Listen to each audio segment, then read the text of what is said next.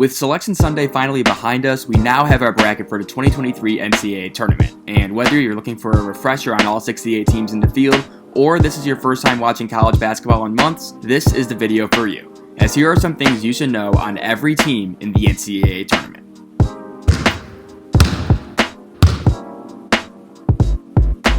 Alabama has a very strong case to be the best team in the country, as the Tide play fast, shoot a bunch of threes, and have an elite defense. They are led by freshman Brandon Miller, who averages around 20 points and 8 rebounds a game and will most likely be a top 5 draft pick in June, and they also boast an incredibly deep guard rotation headlined by Mark Sears and Javon Quinterly, who are two experienced playmakers. Freshmen Noah Clowney and Jaden Bradley will also make key impacts on Alabama's run, and don't be surprised to see them go 11 deep in the tournament. Arizona boasts one of the country's most efficient offenses, as the Wildcats have 5 guys scoring in double figures and they shoot 38% from 3 as a team. They boast an elite frontcourt attack with Azuolas Tubelis and Umar Ballo, and guard Kerr Kriisa is the emotional leader of this team as he averages 10 points and 5 assists per game. Look out for Pell Larson and Courtney Ramey as high IQ guards who can hit threes at a decent rate as well. Arizona State will once again participate in the first 4 as the Sun Devils are led by 6'4" guard Desmond Cambridge, who transferred in from Nevada and averages a little under 14 points a game. Arizona State plays a physical brand of basketball, and they have one of the country's better shot blockers in 7-footer Warren Washington,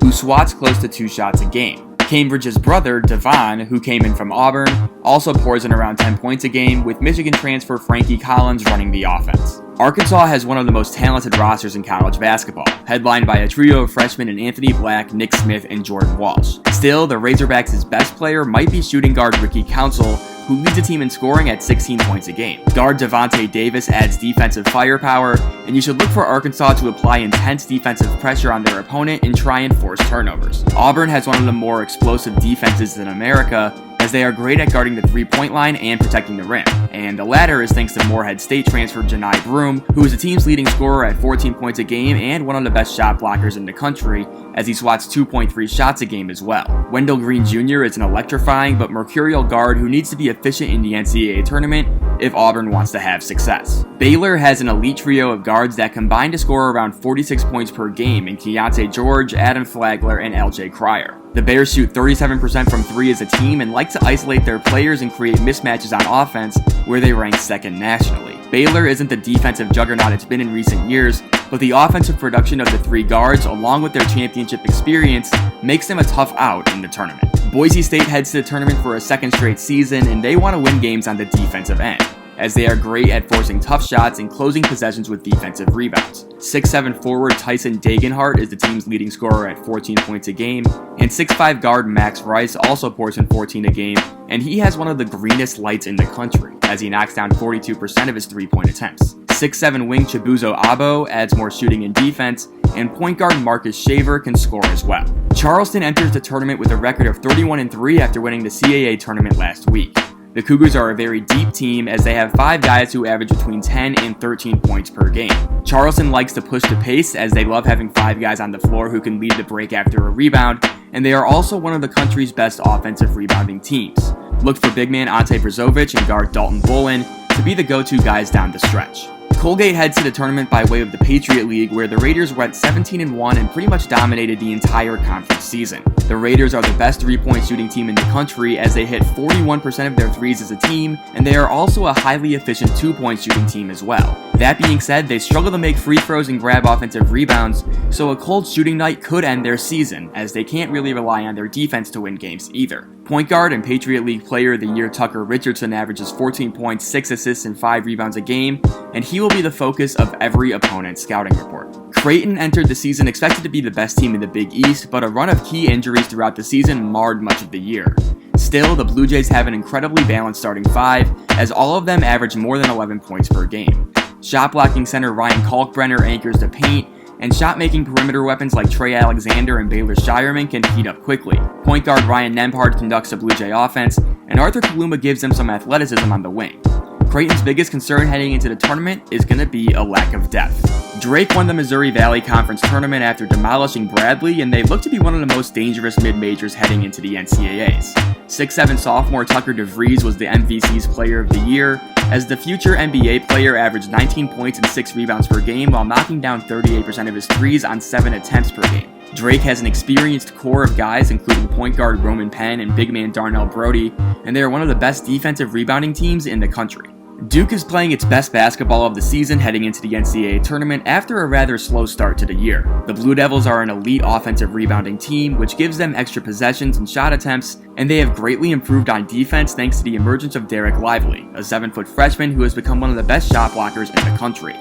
Fellow 7-foot freshman Kyle Filipowski is a versatile offensive weapon who averages 15 points a game, and point guard Jeremy Roach can hit big shots as well. Fairleigh Dickinson comes into the NCAA Tournament as the runner-up of the NEC. And if that sounds weird to you, it's because Merrimack, the team that actually won the conference tournament, is still ineligible to play in the Big Dance because they are making the transition to Division I, a 4-year process of which they are in the 4th year. Expect Fairleigh Dickinson to go all out in trying to force turnovers, even if it comes at the expense of giving up easy baskets, and look out for their 2 sub-6-foot guards in Dimitri Roberts and Grant Singleton, who serve as the team's top 2 leading scorers. Florida Atlantic is the lone team out of Conference USA in the field, and they have been great all year, heading into the tournament with a record of 30-3. The Owls are led by guards Janelle Davis and Elijah Martin, who average 13 and 12 points a game respectively, and are anchored inside by Texas Tech transfer Vladislav Golban. Look for them to take and make a bunch of threes in the tournament, as they hit 37% of them as a team.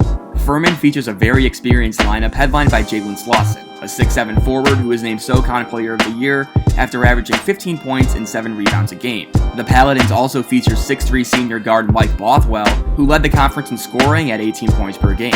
Furman is one of the nation's best 2-point shooting teams, and the program has had 4 20-win seasons in the last 5 years, but this is the first time they've actually gotten to the tournament during their recent run of success. Gonzaga has the number 1 ranked offense in the country, and it's taken another step up late in the season, as the Bulldogs have posted an absurd offensive rating of 133.7 since February 1st. Now, they did struggle in the non-conference part of the season, but you could make the case that they are the hottest team in the country heading into the tournament. They are once again led by forward Drew Timme and wing Julian Strother, and they have a roster that is old and experienced and looking to avenge last year's Sweet 16 upset. Grand Canyon won the WAC tournament after finishing 5th in the regular season. 40% of the team's shots come from behind the 3-point line, and they have 3 guys who shoot over 40% from 3 in Chance McMillan, Noah Bauman, and Walter Ellis. The Antelope's leading scorer is 6'4 guard Rayshawn Harrison, who averages 17 points a game in addition to around 3.5 assists per game as well, and Gabe McLaughlin serves as the team's interior presence, averaging 13 points and 8 rebounds a game.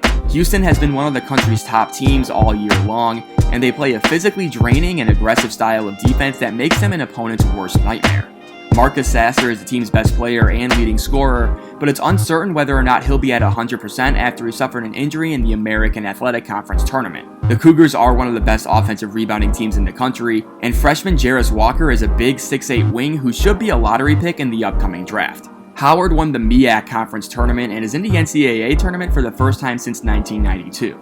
The Bison are led by 5'11 guard Elijah Hawkins, who averages 13 points and 6 assists per game and shoots 48% from 3, and 6'10 forward Steve Settle, who scores 11 points and grabs 6 rebounds a game.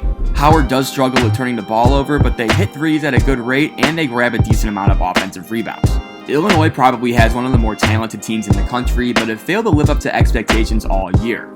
Still, this team has a chance to go far in the tournament thanks in large part to its star player TJ Shannon, who is averaging 17 points a game in addition to being an impact defender who can guard multiple positions. 6'9 wing Matthew Meyer provides a scoring punch as well, as he has the ability to get hot in a moment's notice. Illinois struggles to shoot the three, so they'll want to create as much rim pressure as possible on offense and rely on their excellent rim defense to win games. Indiana relies on All-American big man Trace Jackson Davis for the majority of his success. The 6'11 senior averages 21 points, 11 rebounds, 4 assists, and 3 blocks per game, and he truly is the engine around which the Hoosiers are built. Jalen Hood-Schifino is a very talented freshman guard who loves to get to his spots in the mid-range, but Indiana will need additional guys to step up offensively if they want to make a deep run in the tournament. Iona is led by national championship winning coach Rick Pitino and got to the NCAA tournament by winning the MAC tournament.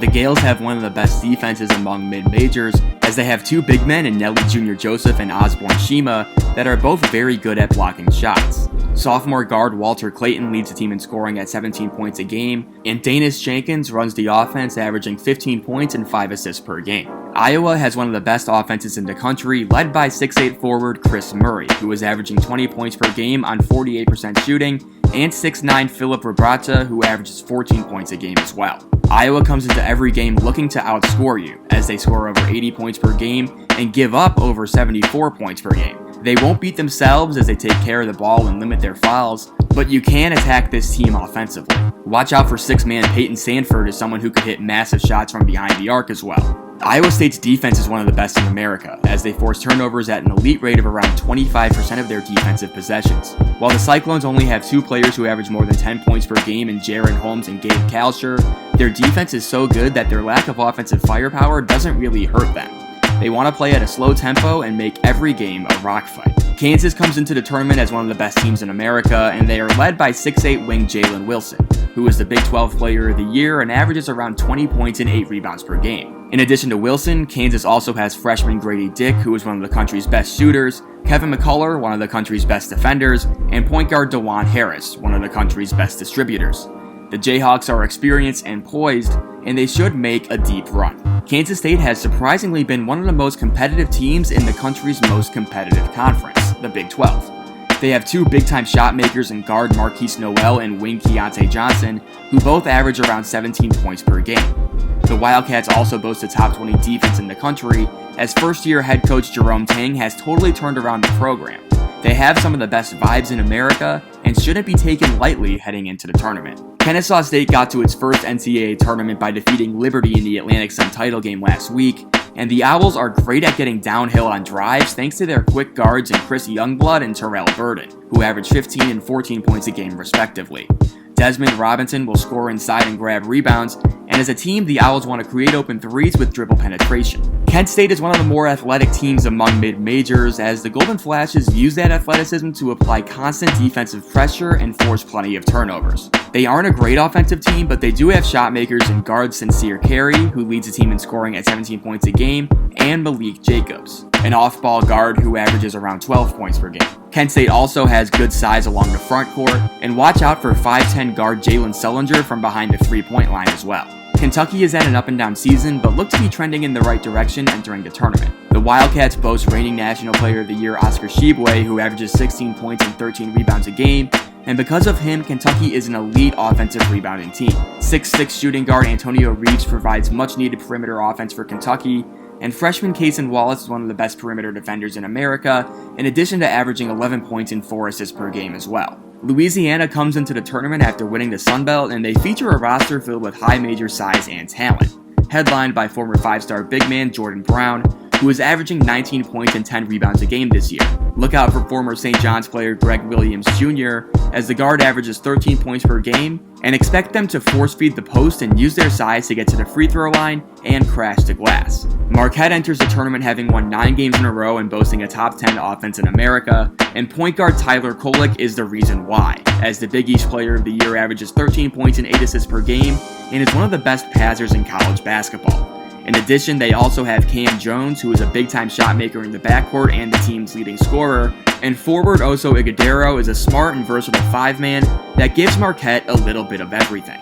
Maryland is in its first season under head coach Kevin Willard, and the Terps are a tough and savvy squad capable of winning games in the tournament. Point guard Jameer Young leads the team in scoring and assists, and they also have a pair of wings in Dante Scott and Hakeem Hart that are both versatile defensively and skilled offensively. Julian Reese is the team's starting center, and the Terps are an all-around solid team, without a glaring weakness. Memphis is once again built on its chaos-inducing defense, as the Tigers are long, athletic, and physical, and love to pressure the ball and force turnovers.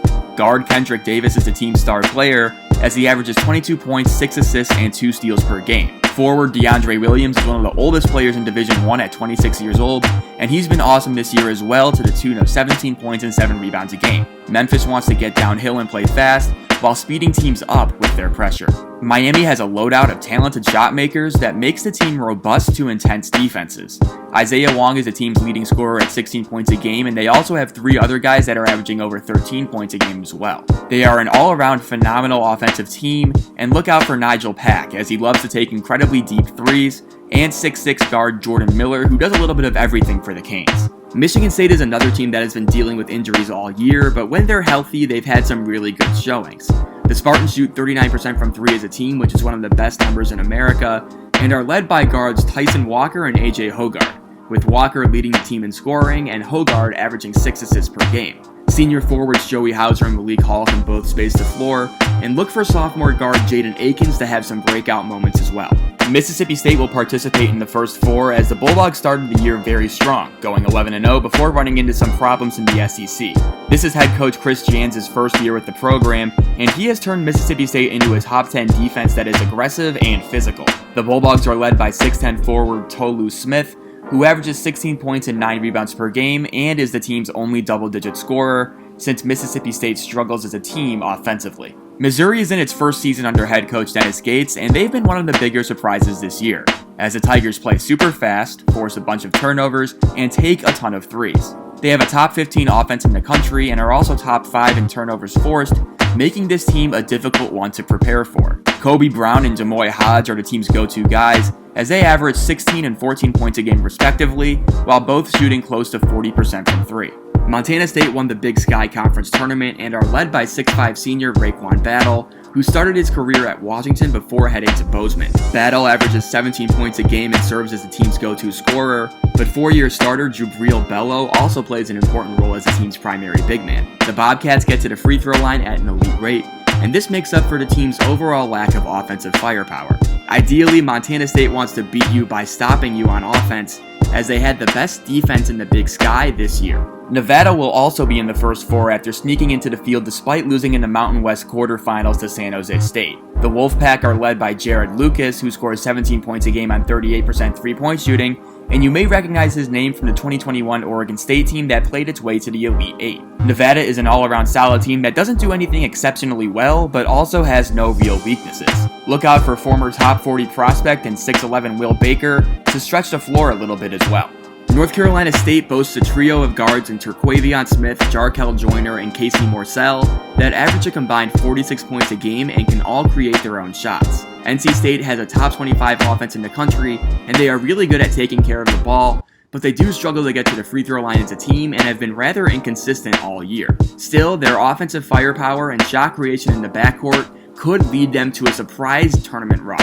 Northern Kentucky won the Horizon League after finishing 4th in the conference for the regular season. They force a bunch of turnovers on defense, but other than that, they don't do anything exceptionally well. Opposing teams will have to worry about 6'2 senior guard Marquez Warwick, who averages 19 points per game and shoots 39% from 3, and has been an All-Horizon League player in each of his 3 seasons. Look for the Norse to try and force teams to play at their pace, as they are one of the slowest playing teams in the country. Northwestern is in the tournament for just the second time in school history thanks to a banner year on the defensive end that saw guard Chase Audige take home Big Ten Defensive Player of the Year honors thanks to his 2.5 steals per game, and ended with the team finishing with a top 20 defense in the country. Offensively, Northwestern is below average, but Boo Buie is a terrific shot-making guard who leads the team in scoring at 17 points a game and has seemed to deliver in clutch situations. Oral Roberts had the most dominant season in Summit League history, as the Golden Eagles went 18-0 in conference play and won the conference tournament championship by 34 points. They feature one of America's best guards in 2021 March Madness star Max Asmus, who averages 22 points and 4 assists per game, and they also added 7'3 Arkansas transfer Connor Vanover, who can spread the floor with his shooting and also protect the paint, as he's averaging over 3 blocks per game on the year. Penn State is led by Jalen Pickett, who is a transfer from Siena and has been one of the best guards in America, as he averages 18 points, 8 rebounds, and 7 assists per game, and loves to post up smaller guards and score around the basket.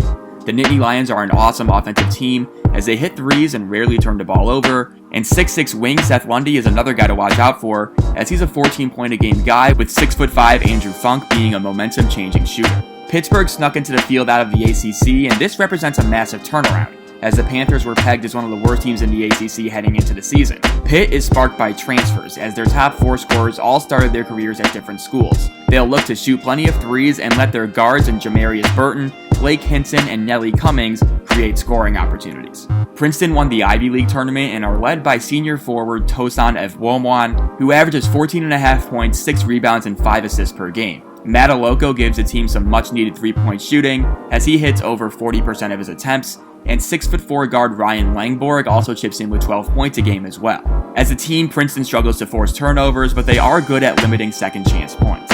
Providence once again surpassed expectations under head coach Ed Cooley, as they entered the tournament with a 21-11 record and with one of the country's best players in 6'6" forward Bryce Hopkins, who was averaging 16 points and 8 rebounds per game while knocking down 39% of his threes. Providence has a top 20 offense thanks to their relentlessness on the offensive glass and their skill at getting to the free throw line, and they have 5 players who are averaging more than 10 points per game. Purdue has the National Player of the Year at 7'4" big man Zach Edey, who is a dominant post presence and impactful rim protector. While their guards have struggled against pressure this year, making the team vulnerable to physical and athletic teams, they are also very solid passers and can hit open threes if needed. Purdue is one of the few teams in the country with both a top 20 offensive and defensive rating this season, and they want to control the pace of the game by slowing things down and feeding Edey on the block. St. Mary's has one of the country's best defenses as they are incredibly solid on the ball and force opponents into using a lot of the shot clock and taking difficult shots. Their leading scorers are athletic senior Logan Johnson and crafty freshman Aiden Mahaney, who combined to score 29 points per game. The Gales are one of the slowest playing teams in America, in addition to being one of the best defensive rebounding teams in America, and as a result, they are very difficult to get into a rhythm against thanks to the lack of shots they allow. San Diego State has one of America's best defenses, as the Aztecs are a disciplined team that guards the three-point line incredibly well. They want to force teams to play at a slower pace, so that way they have to go against their outstanding half-court defense, and they are led by Matt Bradley, a fifth-year senior who averages 13 points a game. Darion Trammell and Lamont Butler make for a very solid two-way backcourt as well. Southeast Missouri State got to the tournament by making a surprise run as the 5 seed in the Ohio Valley Conference to earn the conference's auto bid. The Red Hawks might be one of the worst teams in the field, but they will still try and push the pace and get easy baskets in transition and play an aggressive brand of defense. 5'10" guard Philip Russell is the team's offensive engine, as the senior averages 18 points and 5 assists per game, and he forms a solid backcourt partnership with Chris Harris, who averages 15 points a game. TCU emerges out of the Big 12, where they've dealt with injuries the entire season, but the Horned Frogs are still dangerous thanks to an aggressive defense that forces a bunch of turnovers and a frenetic play style that prioritizes fast break baskets, which is important because TCU struggles as a half-court offense, especially when it comes to hitting threes. The Frogs also have Mike Miles, who at 6'1" is one of the best guards in the country, as he averages 17 points a game and is just the type of volume scorer that thrives in the NCAA Tournament. Tennessee has the country's #1 defense, as they are great at forcing opponents into taking tough shots and committing turnovers. The Volunteers will look to overwhelm teams with their length and athleticism, and they are more comfortable winning games in the 50s and 60s rather than the 70s and 80s. Santiago Vescovi is the team's leading scorer, and look for Tyreke Key to provide offensive sparks as well. Still, this team can struggle offensively, and this is only amplified by the loss of point guard Zakai Ziegler, who is out for the rest of the year with a knee injury. Texas has one of the most experienced teams in the tournament, as the Longhorns have 4 fifth-year seniors that get meaningful minutes. They have a bevy of shot-creating guards in Marcus Carr, the team's leading scorer, Tyrese Hunter, an explosive combo, and Serge Jabari Rice, a solid three-point shooter who has the best shot fake in college basketball. Timmy Allen is a great mid-range scorer, and as a team, Texas plays aggressive defense that leads to a lot of turnovers. The Longhorns are one of the best teams in the country. Texas A&M had one of the most striking in-season turnarounds in the entire country, as they had a pitiful non-conference season with some really bad losses, only to right the ship and finish second in the SEC. The Aggies have been a top 10 team in the country since January, and they are led by Wade Taylor, a dynamic scoring guard who can hit tough shots to the tune of 17 points a game. Tyrese Radford provides further support in the backcourt, and look for freshman Solomon Washington to make a key defensive impact as well. Texas A&M Corpus Christi won the Southland Tournament after also winning the regular season title as well. The Islanders featured guard Trey Tennyson as their leading scorer, as he averages close to 16 points a game and shoots 41% from 3, and the team will try to crash the offensive glass and get to the free throw line, as they shoot a blistering 80% from the stripe as a team. 6'5" forward Isaac Mushila is a name to watch as well, as he averages close to a double-double. Texas Southern entered the postseason with an 11-20 record, but somehow managed to win the SWAC Conference Tournament as an 8 seed and punch their ticket to the Big Dance. The Tigers have 4 guys who average more than 10 points a game and are led by 6'5" forward Devon Barnes, who scores 13 points a game. Texas Southern is one of the worst offensive teams in the field, and they shoot an abysmal 28% from 3 on the year. UCLA has been one of the nation's top teams all year long, but were dealt a major blow when Jalen Clark injured his Achilles, as the Pac-12 Defensive Player of the Year will likely miss the rest of the season. Jaime Jaquez Jr. was the Pac-12 Player of the Year though, and he averages 17 points and 8 rebounds a game. UCLA has one of college basketball's best defenses, and they also have Final Four experience on the roster with guys like point guard Tiger Campbell and sharpshooting wing David Singleton. UConn emerged onto the scene early as one of the country's best teams as they started the season 14-0. They did run into some trouble in the Big East, but have looked to rediscover their early season form down the stretch, as the Huskies are physical and well-rounded on both sides of the floor and love to go on game-changing runs. UConn is led by big man Adama Sanogo and guard Jordan Hawkins, both of whom average 16 points per game, and wing Andre Jackson might be the best glue guy in the country. Think of him as a Draymond Green type of player. UC Santa Barbara has two main offensive weapons in 6'4 guard AJ Mitchell, who averages 16 points and 5 assists per game, and 6'10 forward Miles Norris, who started his career at Oregon and averages 14 points a game while shooting 38% from 3. UCSB is one of the slower playing teams in the country and got to the tournament by clinching the Big West auto bid. An interesting fact is that UCSB has played 0 quad 1 opponents all year, so they could be in for a rude awakening in the tournament. UNC Asheville comes in as champion of the Big South and is led by 6'10 forward and former Tennessee player Drew Pember, who averages 21 points and 9 rebounds per game while also hitting 37% of his threes. 6'5 guard Tajon Jones also chips in 15 points a game, and as a team, the Bulldogs shoot 38% from 3, which is a top 10 number nationally. They enter the tournament on a 9-game winning streak and are good at getting to the free throw line, but they do tend to struggle with turnovers at times. USC is led by its pair of dynamic guards in Boogie Ellis and Drew Peterson. Ellis is the team's leading scorer as he averages 18 points a game and shoots 39% from 3, and the 6'8 Peterson is the team's leading distributor as he dishes out 4.5 assists per game, in addition to his 14 points. USC has a very solid first shot defense, as they have two great shot blockers in Joshua Morgan and Vincent Iwuchukwu, but they struggle to close possessions with defensive rebounds, which could hurt them in the tournament. Utah State has one of the more free-flowing offenses I've seen this year, as the Aggies have great ball movement and never really seem to be standing still. They are led by guard Stephen Ashworth, who averages 16.5 points a game, and they also have 4 other guys who are double-digit scorers as well. They shoot 38.5% from 3 as a team, and they have a formidable defense as well, despite not forcing a lot of turnovers. VCU won the Atlantic 10's lone bid by beating Dayton in the conference tournament, and they should not be taken lightly, as the Rams are athletic, physical, and flat-out scary on the defensive end, as they have a top 20 overall defense in the country and ranked 4th in the country in turnover rate. Guard Ace Baldwin only averages around 12 points a game, but he's the type of player that can absolutely take over tournament games, and look for Michigan transfer Brandon Johns to make an impact as well.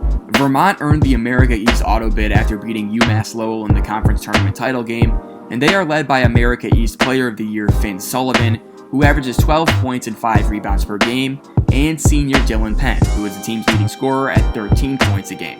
Vermont wants to shoot a bunch of threes as they hit 36% as a team, but they do not often get second shot opportunities as they prioritize getting back on defense. Expect them to take smart shots, make good decisions, and simply not to beat themselves. Virginia once again wins games by playing extremely slow and wearing down opponents with its defense. They want to shut down the paint defensively and force teams into taking tough perimeter shots, and they are led offensively by a trio of double-digit scorers in Armand Franklin, Jaden Gardner, and Kihei Clark.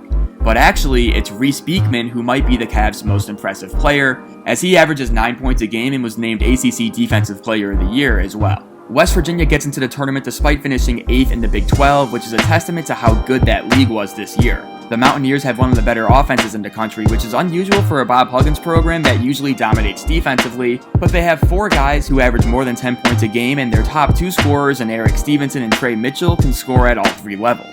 6'3 guard Kedrian Johnson is a great perimeter defender, and Emmett Matthews has become a solid glue guy during his second stint in Morgantown. Xavier brought back head coach Sean Miller, and the Musketeers have one of the country's best offenses as a result, as they feature point guard Sule Boom, who is probably the shiftiest and craftiest guard in America, and he averages 17 points and 4.5 assists per game. Colby Jones is the team's best NBA prospect, as he's a 6'5 off-ball guard who scores 16 points a game for Xavier. Jack Nungy is a great big man, but it'll all come down to whether Xavier will defend in the NCAA Tournament. So there you have it, all 68 teams in the NCAA Tournament explained and summarized. Thanks so much for watching, and stay tuned for my bracket reveal later this week.